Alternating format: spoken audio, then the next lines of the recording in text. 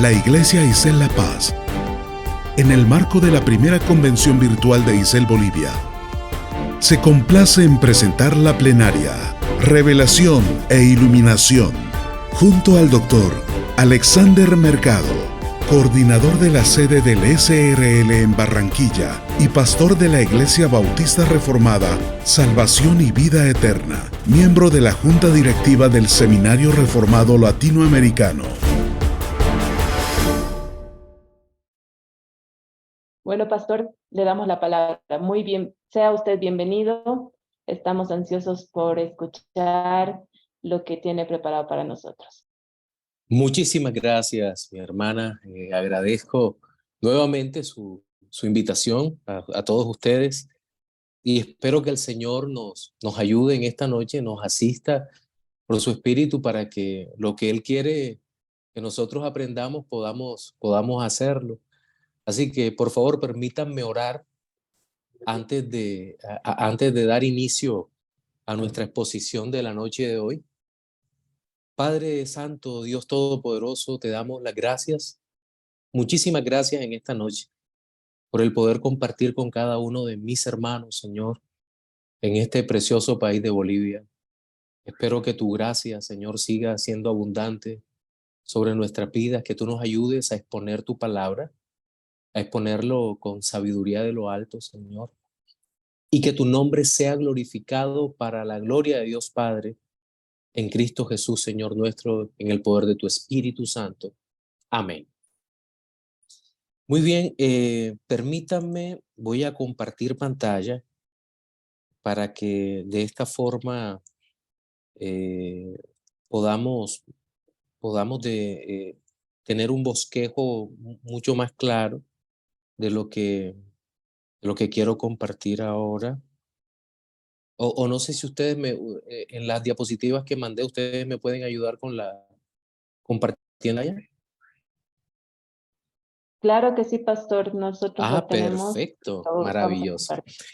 Bien, entonces permítanme hacer una introducción a la exposición. Y el tema que he sido invitado a compartir es revelación e iluminación de las Escrituras. Y creo que uno de los aspectos que menos se valoran en la época actual es el hecho de la revelación de la Biblia en sí misma, es decir, entender la Biblia como revelación de Dios y los efectos que esta verdad tiene en la vida de millones de cristianos que hemos abrazado la fe en Jesucristo. Si los creyentes consideráramos el valor de la palabra de Dios, podemos ir pasando la diapositiva, consideramos el valor de la palabra de Dios, de seguro serían menos los errores que nosotros cometeríamos frente al conocimiento de Dios.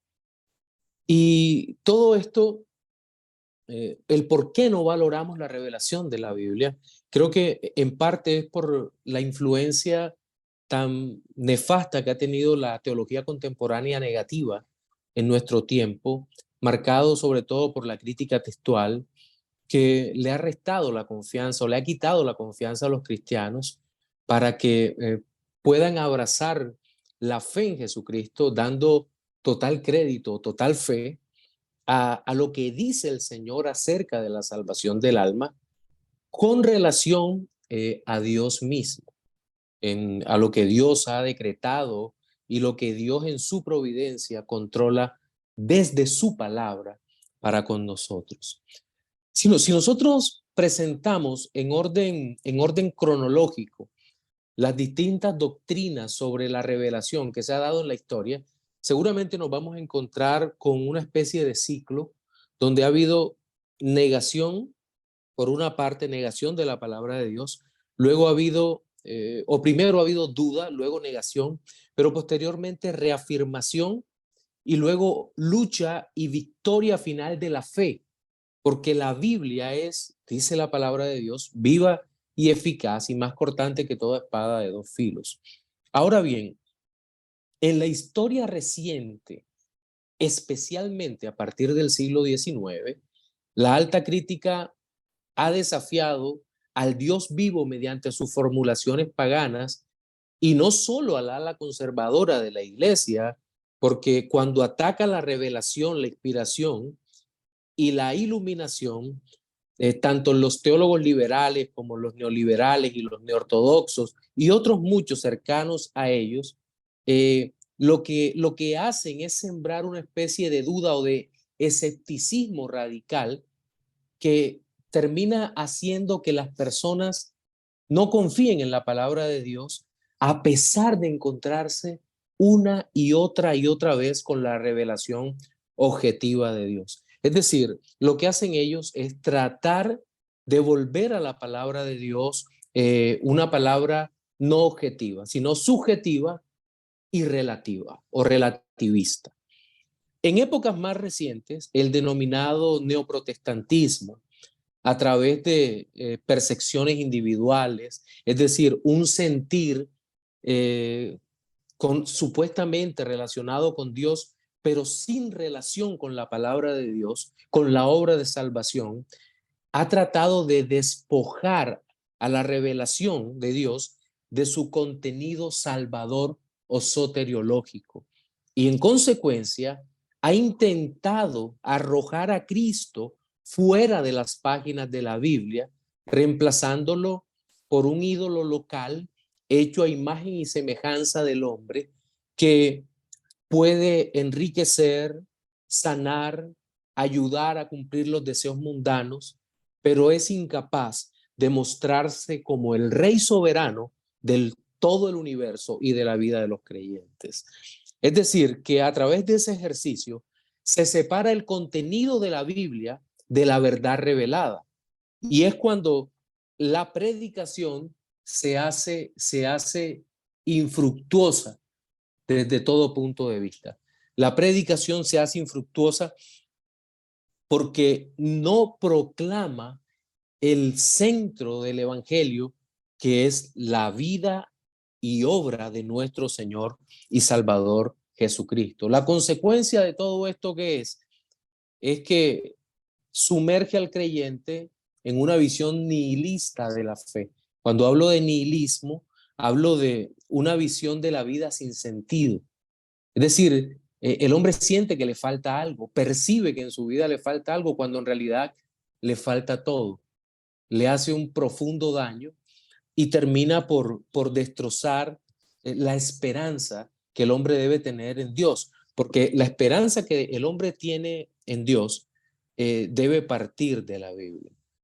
¿Y por qué este fracaso? Porque se siembra en el hombre los deseos de la realización propia y no el deseo de conocer a Dios y que toda su vida esté centrada en Jesucristo.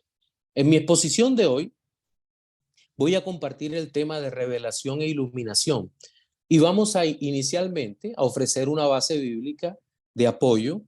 Algunos textos o la mayoría son muy conocidos por cada uno de nosotros. Luego vamos a mostrar las definiciones sobre la temática que vamos a tratar, es decir, revelación e iluminación, pero necesariamente vamos a tener que hablar un poquitito sobre inspiración. Y finalmente nos centraremos en la importancia de estas doctrinas, porque sin lugar a dudas son de las más prácticas que nosotros podemos encontrar. Bien, entonces vamos a nuestro primer punto de la exposición y es la base bíblica relacionada con la revelación. Les decía que teníamos que hablar de inspiración e iluminación. Entonces, aunque seguramente el tema va a ser abordado, no puedo hablar de revelación sin hacer un acercamiento con la doctrina de la inspiración, porque al ubicarlas juntas, esto nos va a permitir tanto entender su relación estrecha, pero también sus diferencias para nosotros como cristianos. Primero vamos a ocuparnos de la revelación. Y hay un texto que me parece que si usara solamente este texto para nuestro tema de hoy, hermanos, creo que sería suficiente. Todos los demás textos son maravillosos y todo es inspirado por Dios, es palabra de Dios. Pero creo que para nuestro tema de hoy, este texto de Deuteronomio 29 sería suficiente.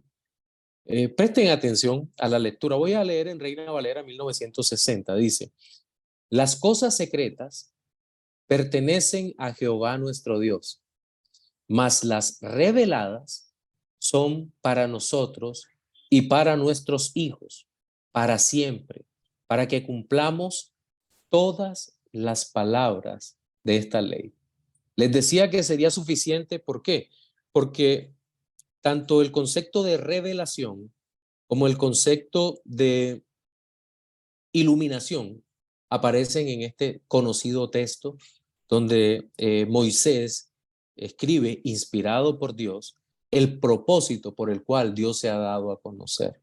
Dios ha dado su ley al pueblo y dice, bueno, hay cosas que pertenecen al Señor, que son secretas, que Dios no nos va a revelar, pero sí nos ha dado un cuerpo de revelación, un cuerpo de doctrina que es suficiente. Ya recordemos que a esta altura Dios había dado en Éxodo capítulo 20, del 1 al 17, su santa ley, y luego en el libro de Deuteronomio había había repetido su ley para que el pueblo la tuviera.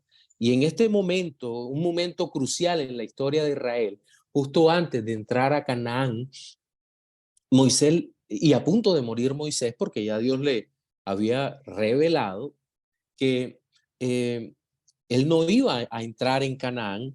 Dios le dice que hay cosas que son secretas, pero hay cosas que han sido reveladas, dadas a conocer al pueblo, y no solo para esta generación que iba a ingresar a Canaán, sino también para los hijos, y dice para siempre.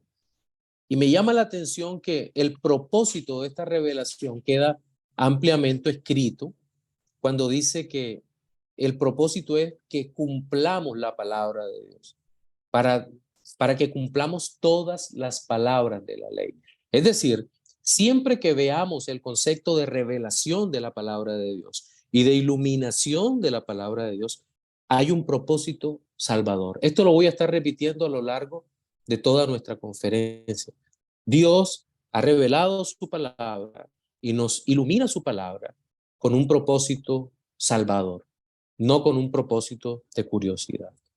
Sobre la iluminación podríamos citar textos, por ejemplo, el de Job, capítulo 32:8, que dice, ciertamente espíritu hay en el hombre y el soplo del Omnipotente le hace que entienda.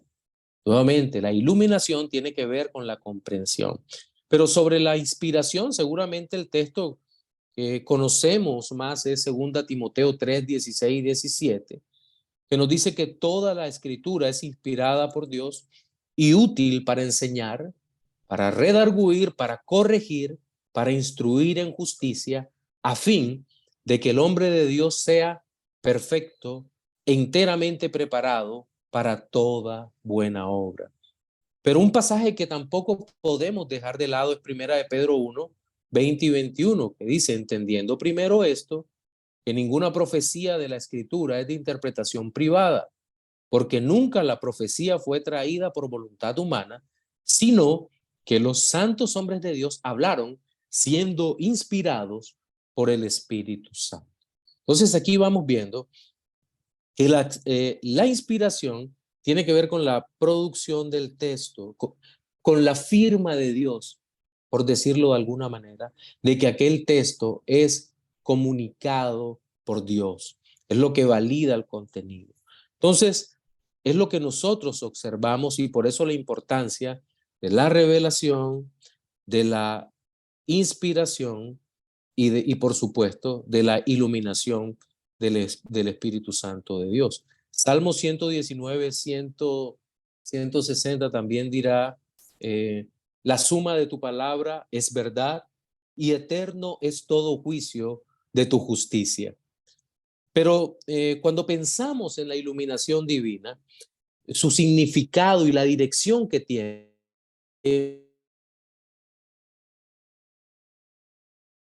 como por ejemplo, Primera a los Corintios, capítulo 2, 9 al 12, que dice, antes bien, como está escrito, cosas que ojo no vio, ni oído oyó, ni han subido en corazón de hombre, son las que Dios ha preparado para los que le aman.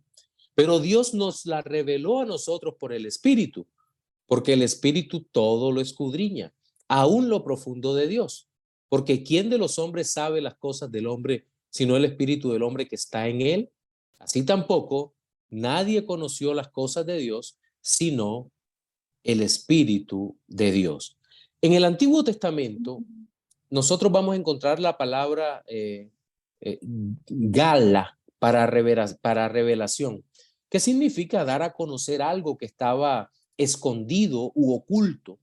Y en el pasaje que leímos primero, tenemos una referencia a la revelación, pero también vamos a encontrar el concepto de iluminación, donde Dios hace entender la verdad divina.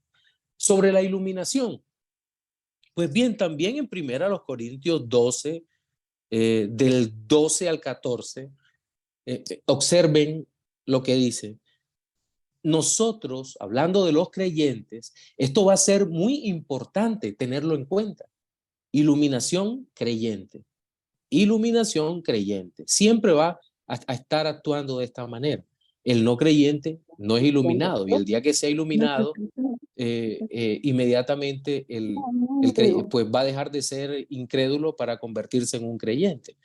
Primero de los Corintios 12, 2 al 14 dice, y nosotros no hemos recibido el espíritu del mundo, sino el espíritu que proviene de Dios, para que sepamos lo que Dios nos ha concedido, lo cual también hablamos, no con palabras enseñadas por sabiduría humana, sino con las que enseña el Espíritu. Ahí pusimos en negrilla esa parte, es un subrayado nuestro, acomodando lo espiritual a lo espiritual. Pero el hombre natural, mire la diferencia que hay entre uno y otro. El hombre natural no percibe las cosas que son del Espíritu de Dios porque para él son locura y no las puede entender porque se han de discernir espiritualmente. Entonces, como hemos podido apreciar hasta ahora, el propósito de la palabra inspirada, revelada por Dios, es iluminar el entendimiento de la luz redentora para que así podamos conocer al Salvador, a Jesucristo, y habiendo sido salvados, vivir para su gloria haciendo su voluntad. Es decir, la revelación no tiene que ver con satisfacer nuestra curiosidad o nuestro morbo, sino que Dios sea conocido por nosotros. Bien, entonces, esa es nuestra base bíblica. Ahora bien, vayamos entonces a lo que es los conceptos. La revelación en la Escritura, inicialmente. Hay varias preguntas que creo que nosotros vamos a ir resolviendo. La primera, ¿es la Biblia realmente la palabra de Dios? ¿Estamos convencidos que sí, como creyentes que somos? ¿O es meramente una invención de santos escribas de años pasados? Si es la palabra inspirada de Dios, ¿cómo entonces obró Dios por inspiración? ¿Cuál es la diferencia entre inspiración y revelación? Estas son algunas de las preguntas que nos introducen en un campo de batalla frecuentemente caliente entre los teólogos modernistas o liberales y aquellos que defendemos la Biblia como palabra de Dios, que Dios ha puesto en nuestros corazones esa seguridad. Entonces, parece ser una especie de norma entre los teólogos modernos poner en tela de juicio cualquier cosa que haya sido tenida como sagrada durante tantos años. Y los ataques por lo general son etiquetados como erudición para justificar su existencia. Pero en realidad el término erudición se utiliza en muchas ocasiones para disfrazar las retorcidas actuaciones de personas que en realidad no son teólogos, pero que desean una religión existencialista y sin autoridad. Cuando hablo de religión existencialista, me refiero a una religión del momento, una religión del aquí y ahora, una religión que sea capaz de resolver el problema que estoy viviendo en el presente. Es decir, una religión que me provea de recursos, ya ahora, o una religión que sane mi enfermedad ahora, o la enfermedad de mi familiar que está padeciendo algo, o que una religión que me ayude a superar problemas éticos o morales en mi vida. Eso es una religión netamente existencialista, pero por lo general ese tipo de perspectivas o de visión de la fe es una visión que carece de autoridad divina, porque por lo general la persona dirá que si Dios puede solucionar el problema que tiene en el momento, entonces es Dios de verdad, pero que si Dios no lo hace, entonces Dios no está operando en su vida, y eso es falso, porque Dios puede tener, incluso en medio del sufrimiento, una respuesta, un no como respuesta para sus hijos. Dios puede simplemente no sanar a un creyente y a través de la enfermedad llamarlo a su presencia. Y eso es de lo más común que nosotros observamos. Y no por eso Dios es malo o deja de ser Dios. No, no podemos quitarle la autoridad que la escritura tiene. La Biblia siempre será la palabra de Dios. Ahora, entendemos que hay personas que tratan de derribar la realidad de que la Biblia es la palabra de Dios. Por ejemplo, un teólogo apellidado Alley argumentaba, históricamente, toda autoridad es instituida por el hombre. Y continuaba ese pensamiento existencial diciendo, podemos llegar a la conclusión de que todos los intentos de descubrir una autoridad religiosa objetiva están condenados al fracaso. También en el siglo pasado, en el siglo XX, Karl Barth, el filósofo y teólogo suizo, llegaría a decir que la Biblia era el papa de papel, tratando de restarle seriedad y autoridad a la palabra revelada por Dios. Entonces, es cierto que muchos tratan de huir, de escapar de la autoridad de la palabra de Dios, pero la palabra de Dios es autoritativa. Si es inspirada y es revelada por Dios, entonces tiene toda autoridad. No en vano las grandes confesiones de fe, Westminster, Londres y tantas otras del periodo confesional, continuamente afirman que la Biblia es la única regla de fe y conducta para los creyentes. Ahora, es evidente que las afirmaciones que dije hace un momento, hechas por teólogos que no son teólogos conservadores, las conclusiones de estos autores ya han sido tomadas desde antes de hacer un análisis serio sobre la fe. Entonces, creo que aquí hay un problema bastante serio con la autoridad. La Biblia es revelada por Dios y es inspirada. Y entonces, si es así, tiene toda autoridad para nuestra vida. Para entender mejor la Biblia como palabra de Dios, se tiene que comprender el acto de la revelación y el de la inspiración.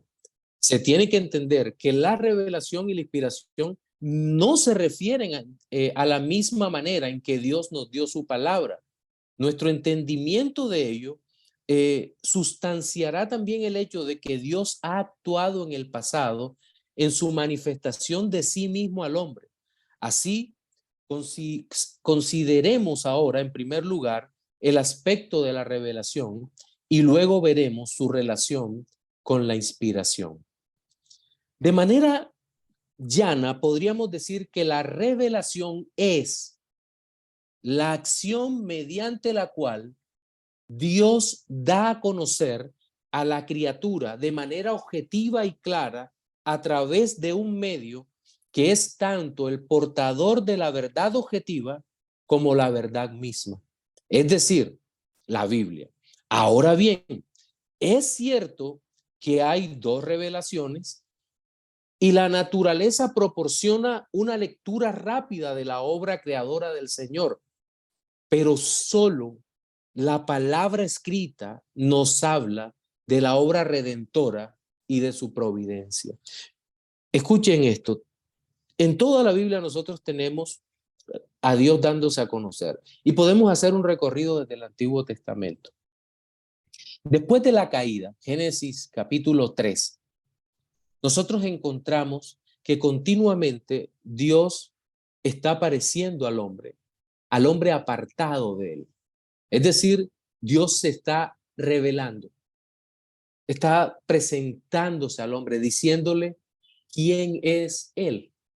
Entonces, por ejemplo, podemos encontrar ya en el capítulo 12 del libro de Génesis, que el Dios Todopoderoso se le aparece a Abraham, ¿cierto? Había pasado un tiempo en el cual Dios no había hablado con él. El hombre se había sumido en sus delitos y pecados. Había habido un diluvio y Dios había salvado por su poder de manera providencial a 8 personas. Es decir, a Noé, su esposa, y los hijos de Noé y sus esposas en un arca que Dios mismo le mandó a construir. En esa revelación, Dios se da a conocer a Noé. Le manda a construir el arca y lo salva. Es decir, hay una revelación salvadora para Noé. Pero más adelante, Dios se da a conocer a Abraham y va a ser una revelación salvadora también. Inicialmente para Abraham y Sara, su mujer. Y ellos son receptores de esa revelación. Disfrutan de la comunión con Dios. Dios le dice a Abraham, sal de tu tierra y de tu parentela a la tierra que yo te mostraré o que yo te revelaré. Y haré de ti una gran nación, serán benditos los que te maldijeren y benditos los que te bendijeren. Pero esa revelación de Dios va mucho más allá de la simple institución de un pueblo en la antigüedad para que adore a Dios. Esto va mucho más allá. Estamos hablando de que en el darse a conocer de parte de Dios para Abraham, en esa revelación especial, van a haber promesas que apuntan directamente a la persona de Cristo. Y aquí hay un punto importantísimo en la revelación especial, porque siempre que Dios se da a conocer a los suyos, va a haber una revelación que apunta redentoramente a la persona de Cristo. Por ejemplo, en Noé, de quien recientemente hablé, vamos a encontrar Dios se da a conocer y ordena la construcción de un arca, y aquella arca tipificaría la redención que es en Cristo Jesús. Es decir, no hay una revelación ociosa, sino que realmente hay una revelación con propósito redentor. Noé tipificaría la redención en Cristo. En Abraham están todas las promesas o muchas de las promesas de la fe. Abraham sale de su tierra y de su parentela, Dios le da un hijo, y de los lomos de Abraham vendría Cristo según la carne. Sí, por lo menos en la parte humana, ¿cierto? Entonces, y de allí podríamos citar tantos otros hombres. José, Dios se da a conocer a José con un propósito histórico redentor, hasta que llegamos a Moisés. Y en Moisés, Moisés es un hombre que escapa de Egipto, acaba de asesinar a un hombre en Egipto, se refugia en Madián y pastoreando las ovejas de su suegro Jetro, encontramos a un hombre prácticamente con una vida acabada, 80 años, y sin muchas cosas que hacer, sino estar refugiado en el desierto, conforme con su vida. Pero el Dios Todopoderoso se le manifiesta a él, se le revela a Moisés como una verdad objetiva, verdadera y con una orden redentora. Libra a mi pueblo, saca a mi pueblo de la cautividad. Y es más que la liberación de la cautividad, porque esto apunta, insisto, apunta a la obra de Cristo que ocurriría 1440 años después en la cruz del Calvario. ¿Qué estamos viendo acá? Una acción histórica redentora que Dios revela. Y podemos seguir adelante, luego hablando de Josué. El mismo nombre de Josué nos indica que el nombre de Cristo está allí presente en la persona de Josué, y su conquista es una clara referencia al reino que avanza. Josué se establece en Canaán, conquistando Canaán. Es como un volver. Canaán sería una especie de templo como lo fue Edén, y Dios se le revela nuevamente a Josué. Lo vemos en el capítulo 1 del libro de Josué, pero también lo vamos a encontrar al final del capítulo 5 y en el capítulo 6 del libro de Josué, cuando el varón de Dios, en este caso una preencarnación de Cristo, habla con él y le da todas las instrucciones para que Josué vaya tomando cautivo, o vaya metiendo al pueblo, introduciendo al pueblo en Canaán. Entonces, digamos que Dios se ha manifestado, se ha revelado de manera objetiva, de manera clara, en la misma escritura. Dios siempre revela su persona con un propósito redentor, no con un propósito de curiosidad. Edward Young escribió que el propósito del Señor al otorgar la revelación es el de impartir conocimiento, y esto es lo que ha hecho Dios tanto en la naturaleza como en la revelación especial, es decir, la Biblia, mediante palabras. Pero acabo de usar un término que es revelación natural. ¿Qué significa revelación natural? Bien, la revelación natural es Dios revelándose a sí mismo al hombre por medio del mundo natural.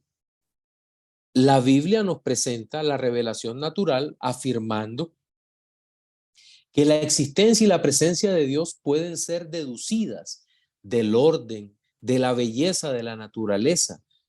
Salmos 19, 1 y 2 dice: los cielos cuentan la gloria de Dios y el firmamento las obras de sus manos. O también Romanos 1:20, porque las cosas invisibles de Él, de Dios, su eterno poder y deidad, se hacen claramente visibles desde la creación del mundo, siendo entendidas por medio de las cosas hechas. A los paganos de Listra, Pablo les dijo que Dios no se ha dejado a sí mismo sin testimonio, pero la revelación natural no puede hablarnos de la salvación de Cristo. Y nosotros, debido al pecado que aún mora en nosotros, como seres humanos, no lo podemos entender totalmente. Digamos que siempre vamos a necesitar de la revelación especial. Pero la revelación natural nos va a mostrar aspectos de Dios. Nos dice Romanos 1:20, su divino poder y deidad. Claramente están allí. El poder de Dios, su deidad, orden, providencia, capacidad creadora, pero no nos habla de asuntos tan cruciales para la salvación como la fe en su Hijo y cómo esta fe es dada al creyente por el Espíritu de Dios. De hecho, creo que en estos textos que acabamos de ver y este asunto sobre la revelación natural, nosotros creo que podemos ver que a partir de allí se elaboraron muchos de los argumentos a favor de la existencia de Dios por algunos filósofos cristianos. Por ejemplo, el argumento cosmológico o el argumento teleológico. ¿Recuerdan aquel que habla del orden? Dice, en el universo todo está ordenado, todo funciona de una manera maravillosa, y por lo tanto debe haber una mano que ordena todas las cosas. Igual el argumento cosmológico es muy cercano, ¿verdad? Es un argumento de causa y efecto. Todo lo que existe tiene un efecto, una causa. Por lo tanto, y ya voy a usar palabras de Aristóteles, por lo tanto debe haber una causa sin causa, o en palabras de Tomás, un motor inmóvil que dé inicio a todas las cosas, porque no puede simplemente algo existir eternamente. Bueno, no hay ninguna energía capaz de existir eternamente, no puede ser. Entonces, digamos que la revelación natural nos permite entender que el Dios Todopoderoso, que el Dios Todopoderoso creó todas las cosas, pero insisto, no nos habla sobre la creación. Entonces, sobre la revelación, dice el doctor Mario Celi, existen grandes diferencias entre el ateísta, el deísta y el teísta. El ateo niega la existencia de Dios y su revelación. El deísta cree que tal vez sea posible que Dios exista, pero niega el hecho de que la Biblia sea la palabra revelada de Dios. Y él dirá, la luz de la naturaleza y la razón son guías suficientes como medios para ejercitar la fe y la práctica. El teísta, el hombre que cree en un Dios personal, no solo cree que Dios creó todas las cosas, sino que Dios se ha dado a conocer por su palabra. Bien, entonces hasta aquí tenemos la parte de la revelación natural. Pero entonces abordemos el tema de la revelación especial. La revelación especial es Dios revelándose a sí mismo mediante la palabra, mediante su palabra. La naturaleza declara la necesidad de un ser creador, pero no puede explicar los atributos de Dios, aun cuando los atributos de Dios estén allí presentes. La naturaleza no puede explicar la eternidad de Dios. La naturaleza no puede explicar la omnipresencia de Dios.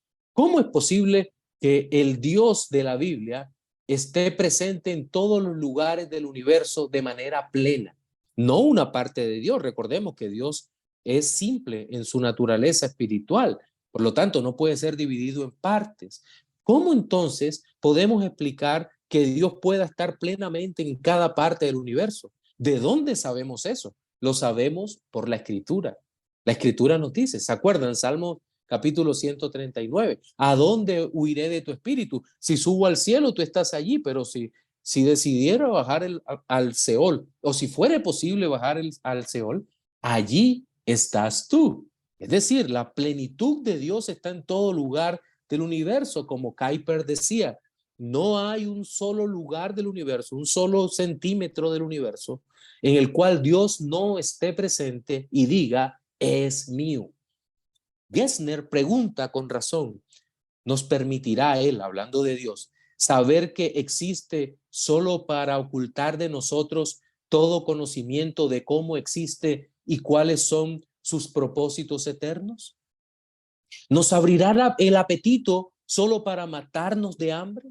No es así como hemos aprendido de Dios. Buscad y hallaréis. Parece estar escrito en grandes palabras sobre el universo. ¿Nos pondrá Dios a la búsqueda para que al final no le encontremos? ¿Jugaría Él a un juego tan cruel? Dios ha dado satisfacción a la sed humana.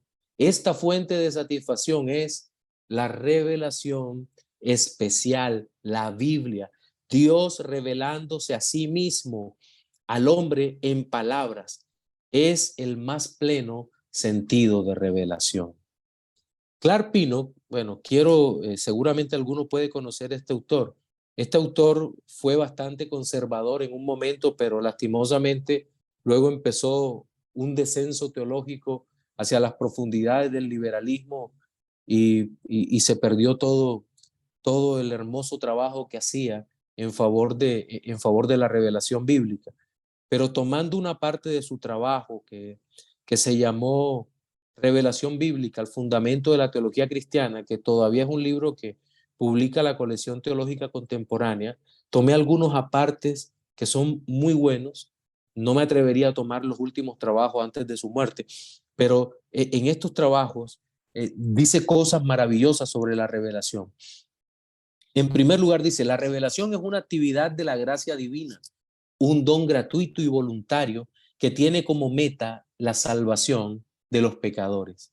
Primera Timoteo 1:15. Gracias a la revelación tenemos el privilegio de ver la iluminación del conocimiento de la gloria de Dios en la faz de Jesucristo. Segunda a los Corintios 4:6. Como bien observamos en la cita anterior, la revelación especial tiene un propósito de redención, el mostrar la obra de Cristo, no solo como un gran evento de la historia, ni siquiera como el más importante evento en la historia de la humanidad, sino como un suceso cuyo significado y valor para el hombre caído se encuentra en el poder de la vida, muerte y resurrección del Hijo de Dios, que vino a la tierra a redimirnos y cuyo anuncio se encuentra desde el mismo principio del relato de la Escritura. La Biblia es la palabra revelada de Dios. Como alguien expresó, una revelación divina es el desvelamiento por parte de Dios de la verdad acerca de sí mismo, en cierta manera y grado, a la inteligencia y el corazón del hombre. El hombre puede conocer a Dios solo en tanto que él así se revele o desvele a sí mismo al hombre. La revelación especial es Dios revelando la verdad al hombre, quien no habría podido llegar a conocer por él mismo. El hombre no sabría de dónde vino. Seguiría naufragando en absurdas hipótesis sobre su origen, pero tampoco entendería el por qué es infeliz, puesto que no conocería el pecado y su efecto destructivo en el alma, y mucho menos podría conocer la acción redentora del Dios Trino, en donde el Padre decreta la redención, el Hijo ejecuta la acción y el Espíritu Santo aplica de manera eficaz esta salvación tan grande. Entonces, hermanos, el hombre no podría ni siquiera saber que está en pecado, a menos que Dios le revelara esta verdad a través de su palabra. Ahora, nosotros como cristianos creo que hemos experimentado esta verdad en nuestra propia vida, porque nosotros ni siquiera sabíamos que necesitábamos a Dios o que éramos pecadores, hasta que Dios, por su palabra, por la predicación de la palabra, se manifestó a nuestra vida por esa predicación de la palabra. Bien, la Biblia afirma dar revelación. Pablo nos dice que él recibió el evangelio no por hombres, de parte de hombres, sino que por el mismo Jesucristo. Gálatas 1, 11 y 12. O también Juan en Apocalipsis 1:1 nos presenta la misma realidad. Entonces, Dios se ha dado a conocer al hombre, se ha revelado al hombre. ¿A través de qué? De su palabra. Y en su palabra están plasmados los hechos históricos redentores. Pero no solo están plasmados los hechos para que ustedes y yo los interpretemos de manera libre. No, cuidado con eso. Porque los hechos revelados en la palabra de Dios son interpretados por la misma palabra de Dios. Y esto es lo hermoso, para evitar que nosotros, como decía Calvino, fuéramos tan espontáneos de que tomemos un hecho y le demos el significado o la interpretación que bien nos parezca. En ninguna manera. No, la Biblia está dada en clave de salvación, una clave que nosotros podemos entender porque la misma Biblia nos lo presenta. Aquí puse una nota en esta parte, dice que una de las verdades más importantes sobre la revelación especial es que Dios revela su verdad a través del lenguaje escrito en su palabra. y vuelvo al tema de los hechos históricos redentores, pero están presentados en un lenguaje cotidiano que podemos entender.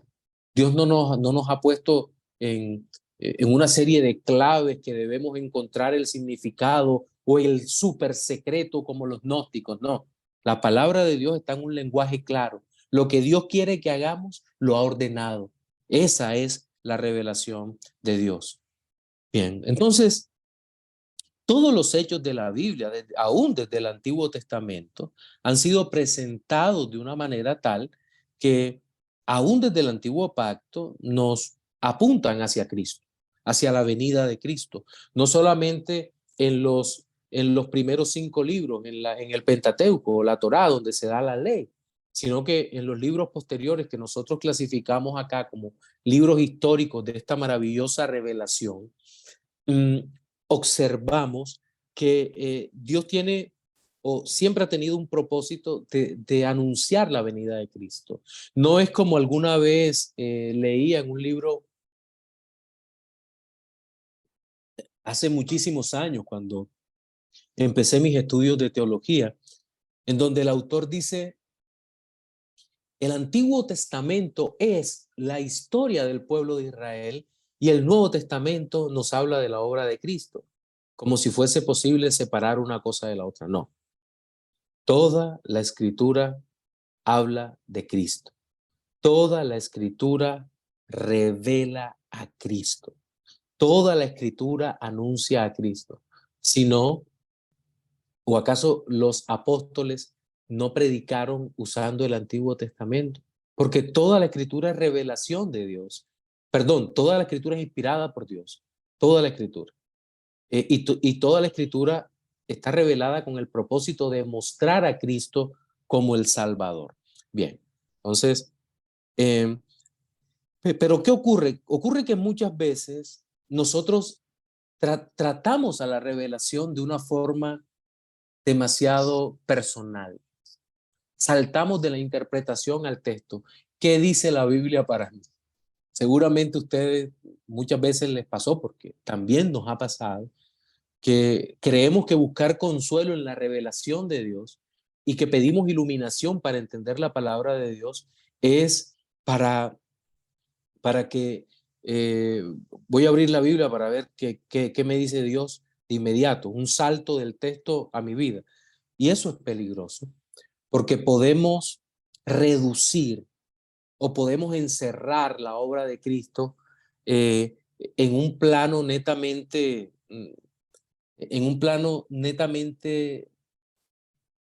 personalista, no personal, sino personalista. Es decir, la Biblia vale si me da una respuesta aquí y ahora. No, mis hermanos. Voy a poner un ejemplo de esto. El domingo 29 de noviembre de 2020, tuve la oportunidad de predicar en la iglesia donde soy pastor un sermón sobre el reino de los cielos. De hecho, el título fue Un reino en guerra. Y el pasaje que fue la base para la exposición fue Mateo 4:1, aunque el pasaje va hasta el versículo 11. Y estoy seguro que es el texto sobre la tentación de Cristo en el desierto, que seguramente todos nosotros incluso lo podríamos repetir de memoria, el orden de las tentaciones y demás. La mayor parte de las veces leemos este texto solamente desde la perspectiva de la imitación de Jesús y preguntamos cómo hacer para vencer la tentación. Pero la pregunta que deberíamos hacer es ese el sentido primario del pasaje? La respuesta es un rotundo no, porque el contexto es el contexto de que el reino de Dios se ha acercado al hombre y Cristo como rey que llega para conquistar le causa la primera gran derrota a Satanás y sus huestes en el desierto. Es decir, que el texto debe considerarse dentro de la historia de la redención y no desde la perspectiva personal, que sería una aplicación secundaria para la vida del creyente. Pero en esta narrativa, el héroe no es usted ni soy yo. En esta narrativa, el héroe es Cristo. Y las consecuencias de esta victoria de Cristo son una realidad para nuestra vida. El que venció a Satanás es Cristo. Y eso lo vamos a ver después, hasta el final de la narración de los evangelios, con la muerte y resurrección de nuestro Señor y Salvador Jesucristo. Bien, entonces, la revelación no se entrega simplemente para satisfacer la curiosidad nuestra, sino para la salvación y la vida. La historia de la revelación y la historia de la salvación son la misma. Historia de la revelación e historia de la salvación son la misma. La Biblia presenta a Dios revelándose a sí mismo en varias maneras. Dios, habiendo hablado muchas veces y en muchas maneras en otro tiempo a los padres por los profetas, en estos postreros días nos ha hablado por el Hijo. Hebreos 1, 1 y 2. La revelación vino en una diversidad de maneras y medios. Estos medios de revelación incluían lo siguiente. Primero, Dios se reveló por medio de sueños y visiones. Daniel 2:19, número 12:6, Jeremías 38:21, Lamentaciones 2:14, Isaías 29:10 al 11, Génesis 20:3, Ezequiel 1:3 al 4, Ezequiel 11:24, Ezequiel 13:3, Amós 1:1. Ahora, quiero dejar aquí en claro algo. Y es importante aclarar que cuando la Biblia usa la palabra visión o visiones, no se trata de una imagen, sino de un mensaje completo que los profetas recibieron de una manera íntegra, con un significado e interpretación para ser entregado a Israel. Luego, los apóstoles recibieron el mensaje a la manera de los profetas, pero mucho más claro, en razón de que la revelación es progresiva, es decir, que va aumentando en claridad a través del año, en claridad, pero también en complejidad. Parecería una contradicción, pero no lo es. La revelación de Dios a través de toda la Biblia empieza siendo muy básica para que entendamos aspectos de la creación, de la caída, de la redención, a través de las promesas, hasta que llega nuestro Redentor. Va progresando a través de todas las páginas de la Biblia, culmina con Cristo, pero no solo con Cristo, sino con la promesa de la segunda venida de Cristo. En segundo lugar, vemos que Dios dio la revelación a Moisés cara a cara, no lo hizo con ningún otro profeta. Números 12:8. Tercer lugar, en ocasiones Dios puso las mismas palabras que él quería que fueran pronunciadas en la boca de los profetas. Deuteronomio 18:18, Jeremías 1:9 o Ezequiel 3:4 nos presentan esos textos. En este sentido, habría un aspecto mecánico yo puse revelación, pero en realidad es de la inspiración. Pero nosotros creemos en una inspiración verbal y plenaria, quiere decir que Dios inspiró cada palabra en la mente, en el corazón de los escritores. 4. La más grande revelación de Dios fue en la persona de su Hijo. Juan 14:9, Colosenses 2:9. 5. En numerosas ocasiones Dios reveló su voluntad por medio de ángeles, como lo hizo en Génesis 16, 10 al 12, Génesis 18, 13, 14 y 22, o también en Hechos 7, 38. En otras ocasiones, Dios también se reveló a sí mismo por varios medios, como a Elías, un silbido apacible y delicado, Primero de Reyes 19, 12, o de la boca de un asna, una forma bastante extraña, ¿verdad? Números 22, 28, o una nube resplandeciente, como la encontramos en Mateo 17, 5. La autorrevelación divina de Cristo es la piedra angular de toda la teología, predicación y vida de fe. Y esta palabra inspirada es la que ha sido suficiente para la vida de la iglesia, la vida en comunidad de la iglesia. Entonces, ya sabemos que la revelación no es simplemente la comunicación de conocimiento, sino la manifestación de Dios que se da a conocer para salvación a su Hijo. Pero entonces tendríamos que preguntarnos, ¿qué relación tiene la revelación y la inspiración? Bueno, algunos se confunden al pensar que inspiración y revelación son el mismo proceso, pero no es así. Digamos que Dios da a conocer, ha dado a conocer su voluntad al hombre, ha revelado, pero la inspiración ha sido la manera como Dios ha conducido al escritor u orador para que proclamara la verdad de Dios o la diera a conocer de manera escrita e infalible. Recuerden, la inspiración es lo que asegura que la palabra de Dios sea sin errores, sea infalible y fue dada a los autores bíblicos. Solo los autores bíblicos fueron inspirados. Moisés, los profetas, los apóstoles. Son los únicos inspirados. Pero entonces, ¿qué es revelación? Bien, la revelación es Dios dándose a conocer. Toda la escritura es inspirada por Dios, pero no toda la escritura es revelada por Dios. ¿Por qué lo sabemos?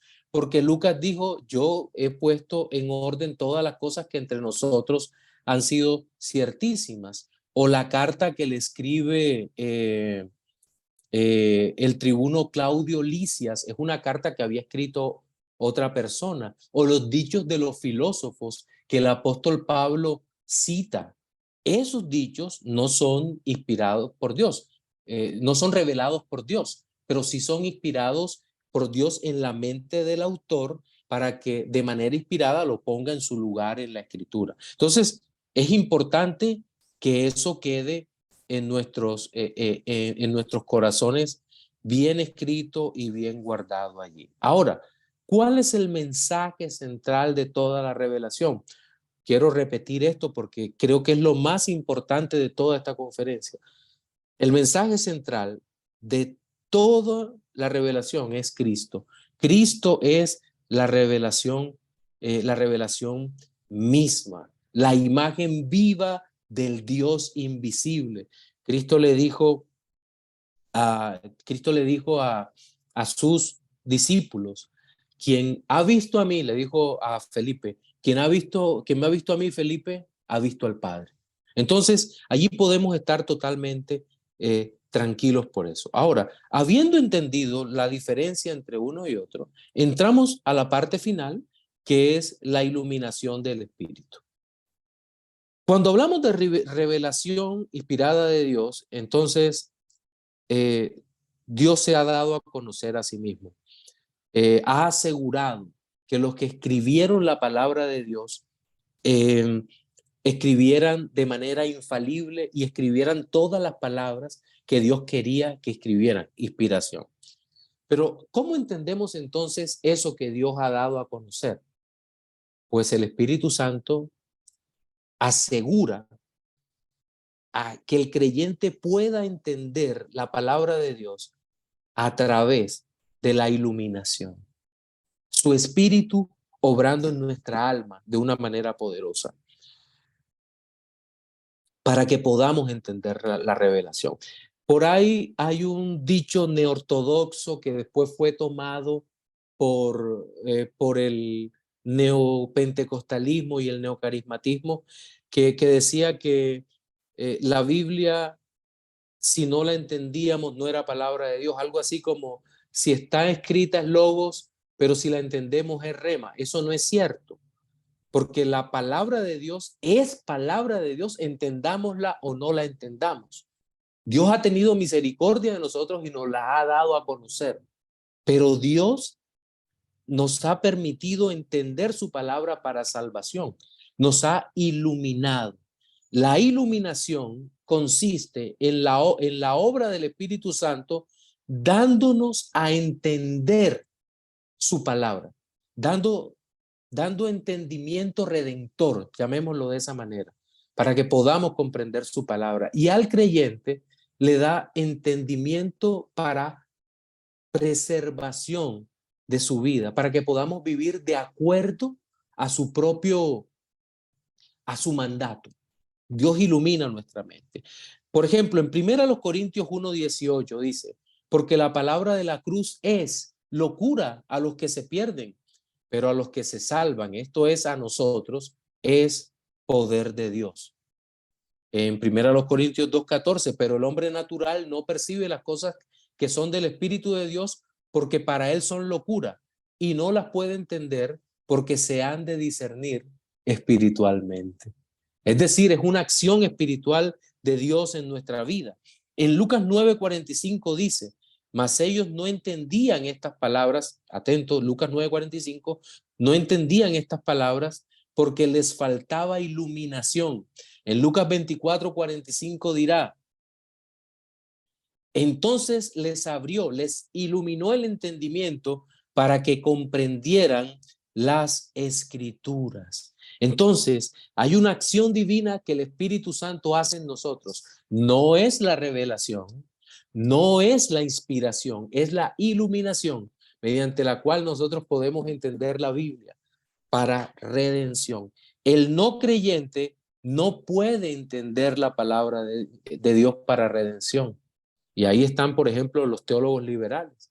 Amplios tratados tomados desde los idiomas originales, pero incapaces de creer en Cristo. Ahora, si usted pide que le dé por lo menos 3 ejemplos de iluminación en la actualidad, pues creo que el primero de ellos es la predicación, enseñanza común en la iglesia. ¿Cómo actúa Dios aquí? Y es una de las formas más comunes y frecuentes, porque vemos la acción de Dios para hacernos entender su palabra, y es mediante la preparación y recepción de la predicación expositiva dominical. Eso que hacen los pastores de la iglesia de darnos a conocer la palabra es una de las maneras como el Santo Espíritu de Dios nos hace entender a nosotros su palabra. Pero también podríamos añadir otros aspectos en el interior de la iglesia como la escuela dominical e incluso la formación teológica, este tipo de conferencias. Para todo esto requerimos la acción del Espíritu Santo ayudándonos para que como docentes podamos dar a conocer la palabra de Dios a los hermanos. Entonces, exponer la Biblia no es solo una actividad intelectual. Todos requerimos estudiar y estudiar muchísimo, sino que principalmente enseñar la Biblia es una acción espiritual del Señor en los creyentes. Este punto es importante. Sobre esta parte dice David Hell en su libro La predicación expositiva. No creo que pueda hacer el trabajo exegético por mi cuenta. Por ello, antes de sentarme a estudiar la Biblia, siempre oro. Aunque hay medios ordinarios de estudio, necesito la ayuda extraordinaria del Espíritu. Todo pastor, todo maestro está obligado a orar continuamente para que la palabra sea clara. Muchas veces hay que renunciar a aspectos de espectacularidad, que todo el mundo aplauda, en pro de la claridad, que todo el mundo entienda. Muchas veces hay que renunciar a aspectos relacionados con hacer sentir bien para exhortar de acuerdo a la obra del Espíritu Santo. Un segundo ejemplo es la escritura de textos o libros e iluminación. Y aquí me refiero a los intérpretes de la Biblia, a los que escriben sus conclusiones sobre textos bíblicos o hacen comentarios que tienen como propósito aclarar lo que la Biblia dice en una y otra parte. Si no tuvieran la ayuda iluminadora de Dios por su Espíritu, solamente serían críticos literarios vacíos, con poca o ninguna profundidad, incapaces de aplicar las verdades divinas de la fe.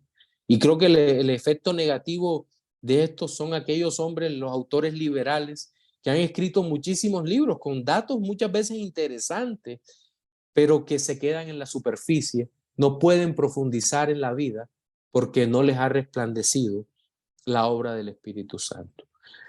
Pero en tercer lugar, creo que la obra iluminadora más grande que el Señor hace en nuestras vidas es la obra que el Espíritu de Dios hace en nuestra alma cuando hacemos nuestro devocional personal diario. Cuando cada mañana nosotros como creyentes nos despertamos, oramos, abrimos nuestra Biblia y la leemos. Y en ese momento Dios empieza a iluminar nuestro entendimiento para que entendamos su revelación y podamos ver la obra de Cristo de manera plena, resplandeciendo en nuestra alma. También Dios ilumina o nos da poder para que podamos obedecer y agradarle en todo y vivir de tal manera que como hijos de Dios glorifiquemos a Dios a través del testimonio personal. Entonces, con esta parte termino mi intervención recordándoles que el Señor ilumina nuestra mente a través de la predicación de la enseñanza, nos ilumina a través de los textos que otros han escrito, pero que también han sido iluminados por Dios y en nuestros devocionales personales. A Dios sea la gloria. Amén. Amén, pastor. Ha sido realmente muy clara su exposición. Personalmente yo lo Estamos para servir, hermana. No sé si algún le hermano agradezco bastante sobre. Sí, exactamente. Queremos pedir a los hermanos si es que tiene alguna pregunta para poder darle la palabra al pastor. Ahí tenemos a Roberto Lazo, por favor. Adelante, hermano Roberto. Buenas noches, pastor. Un gusto escucharlo y mucho aprender de su conocimiento. Buenas noches, hermanos. Bueno, a pesar de que voy a hacer una pregunta, es más que todo una experiencia que he tenido y tal vez quisiera compartir esto y tal vez me ayude a salir de esta duda que tengo, ¿no? Es acerca de lo que ha hablado acerca de la revelación natural. Sí. Nosotros sabemos que la revelación natural es la capacidad creadora, dijo pastor. Y cuando yo soy profesor de biología y física, yo doy una clase de biología. Y entre esa capacidad creadora lo llamamos la teoría creacionista. Sí. Y hay la teoría evolucionista, ¿no? Yo como creyente, para mí es difícil afrontar, soy profesor y tengo 24 estudiantes ahí, hablarles acerca de teoría evolucionista. Usted sabe que dicen que venimos del mono, todo eso, ¿no? Sí. Y crea una confusión lo que es para los mismos estudiantes. Y para mí es una disyuntiva porque es un poco difícil encarar la situación, porque algunos estudiantes salen más confundidos, ¿no? Que a pesar de yo les hablo acerca de lo que es la capacidad de Dios, les hablo de la palabra de Dios, pero algunos jóvenes resultan que son ateos porque ellos no ven, digamos, una autoridad, como usted lo ha dicho, objetiva. Buscan algo que es siempre una autoridad que puedan ver, ¿no? Y es una autoridad subjetiva, lo que hemos ido viendo, que es Dios. No lo hemos visto más que se ha revelado más antes con los profetas.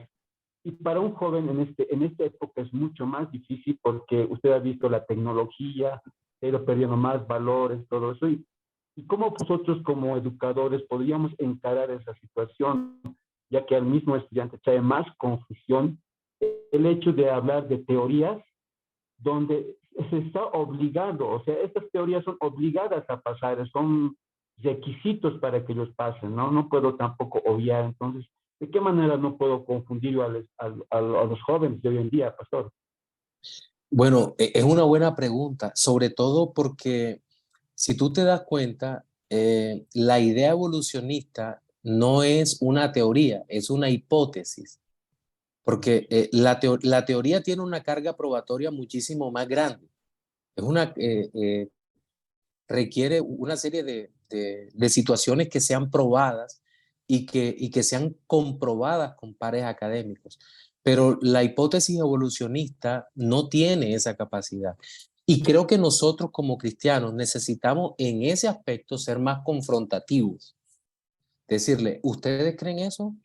Sí, pues cuando uno los va llevando poco a poco a que noten que su teoría tiene más huecos epistemológicos que el creacionismo, entonces se ven obligados por lo menos a tener que estudiar, por lo menos. Y en ese punto se va rompiendo el orgullo. Y cuando se rompe el orgullo es cuando creo yo que empezamos a ganar de alguna manera a esos estudiantes que empiezan a investigar. Porque lastimosamente en el tiempo actual, lo que se trata de vender es la idea de que si nosotros somos creacionistas, somos ignorantes.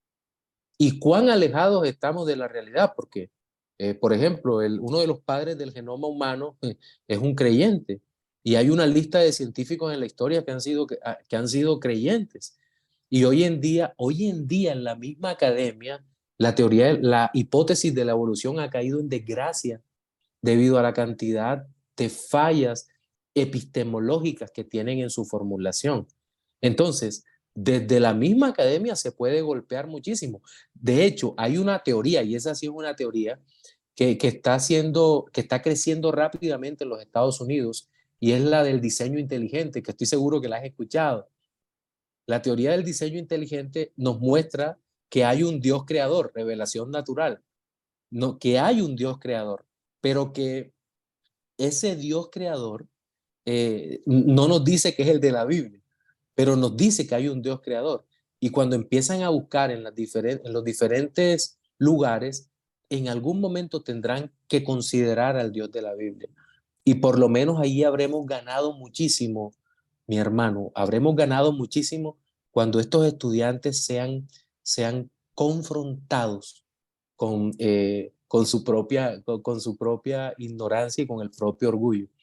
Entonces, creo que es un punto que nosotros necesitamos afianzar ahí y hacerlo todo con mucho amor, porque sí, confrontar en el amor es importante, que ellos no vean como algún aspecto que queremos sobresalir, no, sino simplemente mostrarle como has considerado esto, has mirado esto, eso es fundamental. Entonces, creo que no sé si habré sido suficientemente claro, mi hermano, o quieres de pronto que profundicemos hasta donde se pueda un poquito más, no sé, No, pastor, está bien, muchas gracias. para Voy a tomar en servirte. cuenta lo que hace, pastor. Claro que sí, para servirte. ¿Hay alguna otra inquietud, otra pregunta? Por favor, Rosemary Caballero. Adelante, hermana Rosemary. Muy buenas noches, pastor, y todos los presentes que han estado escuchando. Tengo dos preguntas, ¿no? Hablaba acerca de tema teísta y ateísta. Tal vez un poco podría Sí, aclararnos el tema, la diferencia, digamos, un poco más puntual. Esa por sería la primera. supuesto, Y la por dos supuesto. sería la segunda, tal vez más como comentario, ¿no? Alguna vez cuando hablaba con otras personas, ¿no? Que no son creyentes, em, me indicaba, ¿no? Me decían, si Dios, o sea, es en su soberanía y en todo lo demás, que tiene el control de todo, ¿por qué no se nos revela mediante, como antes, ¿no? Dicen, ¿no? Mediante los ángeles, que puedan hablar, o si no, como Moisés, digamos, ¿no? Alguna vez sí me preguntaron, ¿no? Pese a eso, yo en Ok. algún momento sí le respondí, dije, pero ahora tenemos la palabra de Dios, tenemos la Biblia, y ahí está lo que Él nos quiere decir hoy en día, ¿no? Pero me acuerdo que igual en esa conversación con esa otra persona, eran persistentes, me decía, pero no, yo, o sea, me decía, yo quiero que me hable mediante un ángel. o mediante, no sé. Entonces, yo quiero, y algún momento me decía, y si oro, me dice, si pido realmente eso, realmente un ángel de Dios me podría hablar. Y la verdad, ahí ya un poco ya no supe tampoco qué responderle, ¿no? Y simplemente le dije, ora y Dios sabrá cómo te responderá, ¿no? Pero bueno, esa era la inquietud de esa otra persona. Como comentario, ¿no? Y tal vez algo más a eso lo podría reforzar, pastor. Por supuesto. Bueno, el ateo, con relación a tu primera pregunta, hermana Rosemary, el ateo es una persona que definitivamente afirma no creer en Dios. En realidad eso es imposible. Nadie puede no creer en Dios. Eso sería contraintuitivo. Pero digamos que a través de un gran esfuerzo viven negando la existencia de Dios. De hecho, todo el ateísmo depende de la existencia de Dios, de poder negar la existencia de Dios. Mira lo paradójico del asunto. Observa. Necesitas, porque estamos hechos de tal manera que giramos alrededor de Dios. Nadie puede negar la existencia de Dios porque Dios es.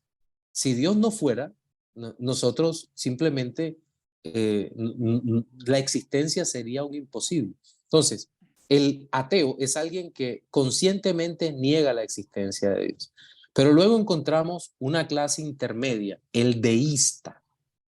El deísta es alguien que dice, bueno, yo creo que puede existir Dios, pero, pero Dios no lo puedo conocer mediante mi mente. El deísta tiene el problema, como lo tuvo Kant, que niega la suficiencia de las escrituras. Dicen, no, la escritura es un libro más. Entonces, nosotros le decimos, ¿quieres conocer a Dios? Mira, aquí está la palabra. Pero ellos dirán, no, porque esa no es la palabra de Dios. Dirán ellos, los deístas. Dicen, pero yo no puedo conocer a Dios porque mi mente no la puede conocer. Pero entonces aparecen los teístas, que somos nosotros, particularmente somos teístas cristianos, que creemos en el Dios que creó todas las cosas, en un Dios personal, en un Dios trino, y que se ha revelado a través de su palabra para salvación.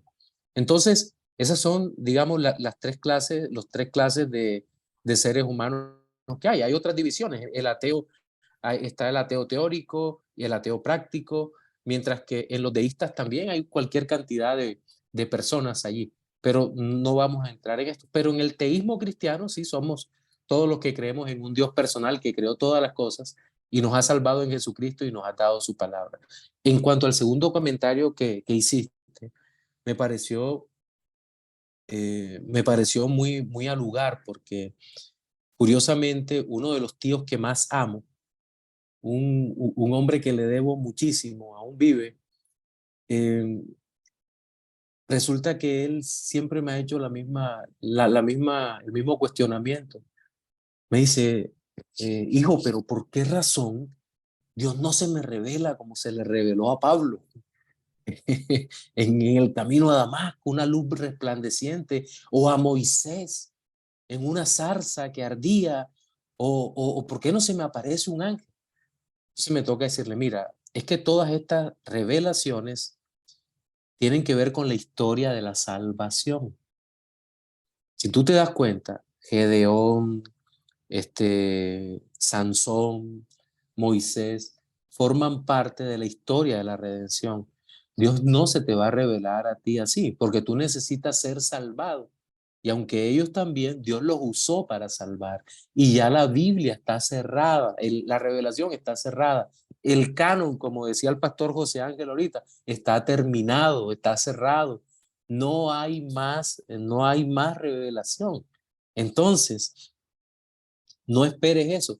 Pero ¿sabes por qué en lo poquito que he podido investigar, por qué razón veo que la gente quiere eso? Por orgullo.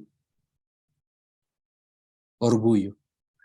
Es que Dios me tiene tiene que aparecer a mí de la manera en que yo quiero que aparezca a mí.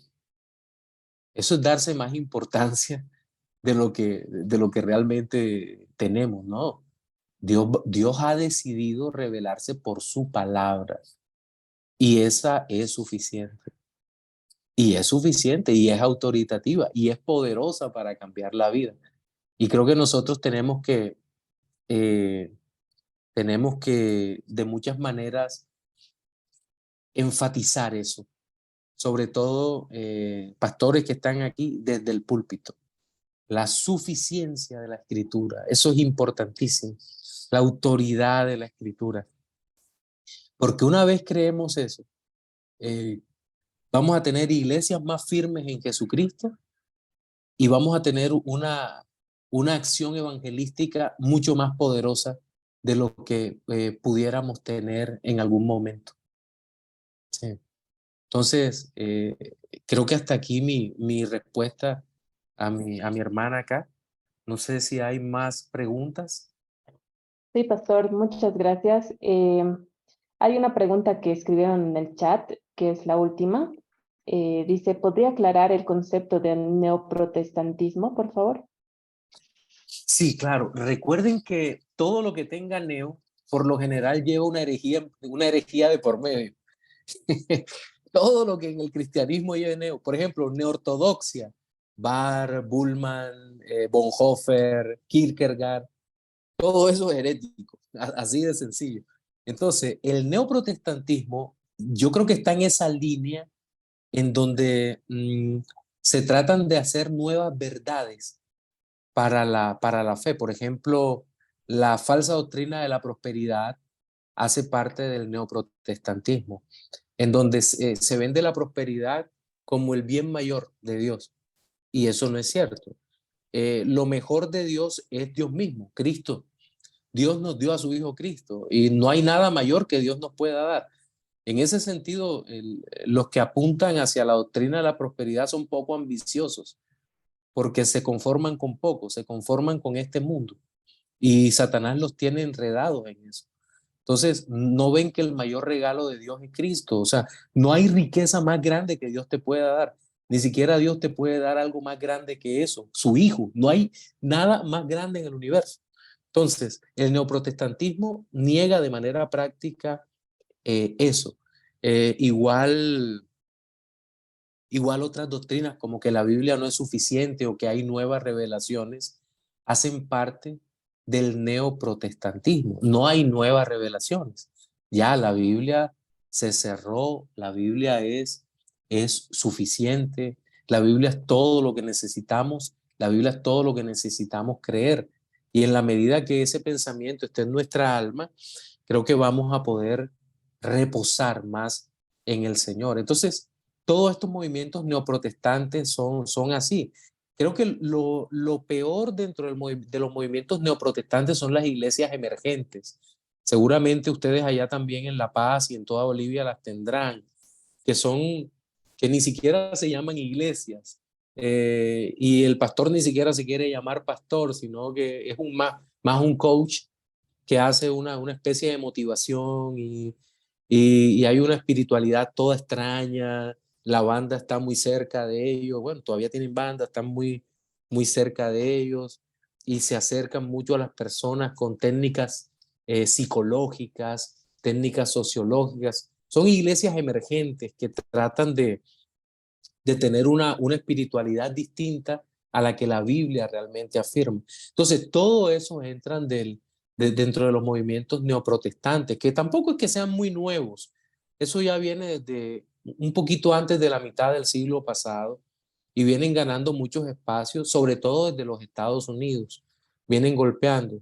Desde los Estados Unidos nos han llegado cosas muy buenas, excelentes, grandes predicadores, pero también nos han llegado aquí a Latinoamérica una cantidad de cosas falsas, de cosas que nos han hecho mucho daño y que nos toca discernir en este tiempo. Pero bueno, si el Señor nos da el tiempo, estas cositas las vamos a seguir estudiando, ustedes las van a seguir estudiando con mayor tranquilidad. No sé si hay más preguntas. No, pastor, con eso terminamos por ahora. Si es que llegaran otras preguntas, nosotros le haríamos llegar mediante el correo para que después nosotros lo canalicemos a los hermanos, ¿ya? Sí, señorita. Para terminar, le rogaría por favor, pastor, si es que nos puede dirigir en oración para terminar la sesión. Por supuesto. Muchas Señor, gracias. muchísimas gracias por tu misericordia y bondad sobre nuestra vida. Gracias por mis hermanos en Bolivia. Gracias por la acogida. Gracias porque tú nos has bendecido. A ti sea toda la gloria, porque es tu palabra, Señor. El conocimiento es dado por ti. La palabra es tuya. Tu espíritu nos ilumina y tú nos das la fuerza y el valor para seguir adelante. Por lo tanto, el mérito humano es reducido a su mínima expresión, Señor amado, mientras que toda la gloria, Señor, es tuya por todo lo que has hecho en nuestra vida. Bendice a mis hermanos, síguenos ayudando, síguenos fortaleciendo, Señor. Recibe la alabanza de tu pueblo. Padre, en el nombre de Jesús oramos, agradecidos contigo. Amén y amén. Hermanos, A ver, muchísimas gracias. Muchísimas gracias por la a usted, invitación. a usted Hasta muchas pronto. gracias por aceptar la invitación y fue un gusto conocerlo y aprender a través de usted la palabra del Señor. Para servirles.